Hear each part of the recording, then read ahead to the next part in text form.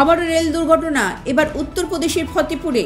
কানপুর এবং ফতেপুরের মাঝে পামজিপুরের কাছে ডেডিকেটেড ফ্রেট করিডরে দুটি মালগাড়ির সংঘর্ষে লাইনচ্যুত বেশ কয়েকটি ওয়াগন।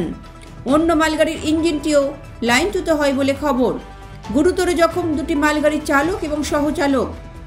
লাইন পরিষ্কারের কাজ চলছে। ঘটনাস্থলে পৌঁছান রেলের শীর্ষ কর্তারা। সূত্রের খবর, সিগন্যাল না পেয়ে লাইনে দাঁড়িয়ে ছিল একটি মালগাড়ি। ওই লাইনেই চলে আসে আরও একটি মালগাড়ি। দাঁড়িয়ে থাকা মালগাড়ির পিছনে সজোরে ধাক্কা মারে দ্বিতীয় মালগাড়িটি। এর ফলে দুটি মালগাড়ি বেশ কয়েকটি ওয়াগন লাইনচ্যুত হয়ে যায়।